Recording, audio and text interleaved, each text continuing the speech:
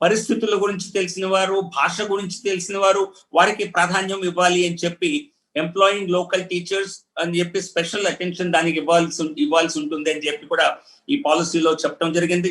అనేక ప్రాథమిక పాఠశాలలో అనేక క్లాసుల్లో ఒకరే టీచర్ అనేక క్లాసులకి మరి పాఠ చెప్పవలసిన అవసరం వస్తుందని, ఎందుకంటే నంబర్ ఆఫ్ స్టూడెంట్స్ తక్కువ ఉండటం కారణంగా.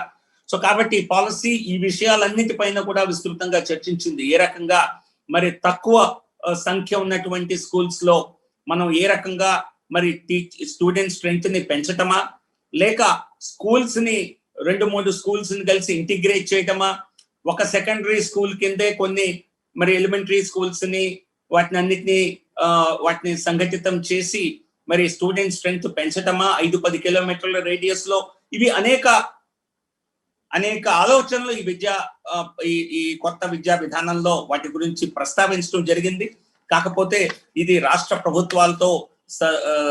ప్రభుత్వాలు వాటికి స్థానికంగా ఏ అనుగుణంగా ఉంటుందో వాటిపైనే వారు ఫోకస్ చేయవలసి ఉంటుంది అని చెప్పడం జరిగింది. అలాగే ఫౌండేషనల్ లిటరసీ అండ్ న్యూమరసీ, దీనిలో భాగంగా మరి కల్చర్ ఆఫ్ రీడింగ్ అని విద్యార్థుల్లో మరి విస్తృతంగా చదివే అలవాటు పెంపొందింప చేయాలి అని చెప్పి ఒక ఆలోచన చెప్పడం జరిగింది. దానికోసం విస్తృతంగా మరి లైబ్రరీస్ కానివ్వండి, స్కూల్స్ లో అన్ని రకాల పుస్తకాలు, నవలలు ఇవన్నీ అవైలబుల్ ఉండేలా విస్తృతంగా ఇనిషియేటివ్స్ తీసుకోవటం జరుగుతుందని చెప్పింది. అలాగే పబ్లిక్ లైబ్రరీస్ లో, స్కూల్ లైబ్రరీస్ లో కూడా విస్తృతంగా వాటిని ఎక్స్పాండ్ చేస్తామని చెప్పింది. డిజిటల్ లైబ్రరీస్ ని కూడా సెటప్ చేయాలని చెప్పింది. స్కూల్ లైబ్రరీస్ లో పర్టికులర్లీ విలేజెస్ లో కేవలం స్కూల్స్ కే కాకుండా కమ్యూనిటీ కూడా నాన్ స్కూలింగ్ అవర్స్ లో మరి ఆ లైబ్రరీస్ ఉపయోగపడేలా అటువంటి లైబ్రరీస్ ని కూడా సెటప్ చేస్తామని చెప్పింది. అదే ఇది చూస్తే మీరు ఒకవైపు విద్యార్థులకు ఎర్లీ చైల్డ్హుడ్ సమయం నుంచి వారికి కేవలం మరి పుస్తకాలు ద్వారా విద్య నేర్పటం కాకుండా వారికి ఎర్లీ స్టేజెస్ లో ప్రీ స్కూల్ స్టేజ్ లో, వారి ప్రీ ప్రిపరేటరీ స్టేజ్ లో, ప్రీ ప్రైమరీ స్టేజ్ లో వారికి ముఖ్యంగా మరి వస్తువుల ద్వారా కానీ యాక్టివిటీస్ ద్వారా కానీ వారికి ఇటువంటి కొత్త వారి విద్యపై ఒక అభిరుచి కలగజేయాలని ఎర్లీ చైల్డ్హుడ్ తో పుస్తకాలని తర్వాతే కేవలం మరి 3వ తరగతి నుంచే కొన్ని పాఠ్యాంశాలని వారికి ఇంట్రడ్యూస్ చేయాలని, ఈ రకంగా రకరకాలుగా ఏ స్థాయిలో ఎక్కడ ఎటువంటి కరికులం ఉండాలి, కొన్ని వివరాలు చెప్తాను. Curriculum and pedagogy in schools ఏ స్థాయిలో ఏది ఉండాలి, దీన్ని మొత్తం రీస్ట్రక్చర్ చేయటం జరిగింది. ఎందుకంటే ఇది మీరంతా ఉపాధ్యాయులు కనుక ఇది ఖచ్చితంగా మీ అందరికీ సంబంధించిందే. దీనిలో ఫౌండేషనల్ స్టేజ్ లో కూడా రెండు పార్ట్స్ గా దాన్ని విభజించడం జరిగింది. మొదటి 3 years of anganwadi plus 2 years in primary school, 1వ-2వ తరగతులు.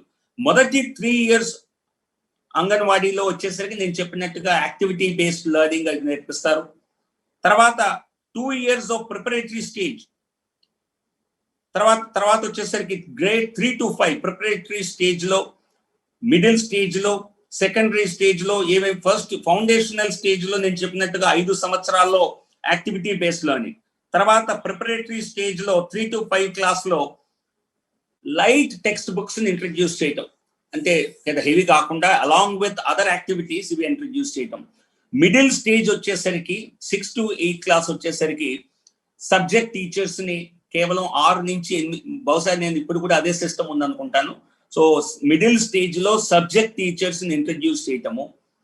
సెకండరీ స్టేజ్ లోకి వచ్చేసరికి 4 years of multi disciplinary study, 9th to 12th వచ్చేసరికి మన రాష్ట్రంలో బహుశా స్కూల్ ఎడ్యుకేషన్ అంటే బహుశా 10th వరకే కన్సిడర్ చేస్తారు అనుకుంటాను. బట్ 4 years ఆఫ్ ఇక్కడ ఓవరాల్ నేషనల్ పర్స్పెక్టివ్ లో చూస్తే 9, 10, 11, 12 ఈ 4 years ని కూడా multi disciplinary subject oriented greater subject depth ఇస్తూ ఆ 4 ఏళ్ళు నేర్పించాలి అన్నది ప్రధానంగా ఉన్నటువంటి వీరు ఇచ్చినటువంటి ఆలోచన. గతంలో కంటే విస్తృతంగా కంటెంట్ తగ్గించాలి అన్నది ఈ పాలసీ యొక్క ఖచ్చితమైనటువంటి ఒక విధానం. అంటే ఇంతకు ముందు మరి అనేక విస్తృతంగా వారికి అసలు ఏమాత్రం వెసులుబాటు లేకుండా, గ్యాప్ లేకుండా పూర్తి స్థాయిలో మరి వారు సబ్జెక్ట్ రోట్ లెర్నింగ్ చేయవలసి ఉండేది, లేదా వందల మేబీ 50-60 పాఠాలు కూడా చదవాల్సి వచ్చేది. ఇప్పుడు అది తగ్గించాలి అండ్ క్రిటికల్ థింకింగ్ ని, కంటెంట్ ని తగ్గించి క్రిటికల్ థింకింగ్ ని, అలాగే వారు యాక్టివిటీ బేస్డ్ విధానం పైన ఫోకస్ పెట్టాలి తప్పితే కేవలం రోట్ లెర్నింగ్ సబ్జెక్ట్ కంటెంట్ మీద ఫోకస్ పెట్టకూడదు అన్నది ఈ కొత్త విధానం యొక్క ఆలోచన. Enquiry based learning, discussion based learning, analysis based learning, ఇవన్నీ కూడా అంటే చాలా వరకు ప్రాక్టికల్ ఓరియంటేషన్ గా ఉండేలా చేయాలి తప్పితే దీన్ని కేవలం మరి పాఠాలు చదువుకొని మరి డిస్క్రిప్టివ్ గా ఆన్సర్స్ రాయటం వరకు కాకుండా దీన్ని అప్లికేషన్ చేయాలి అన్నది.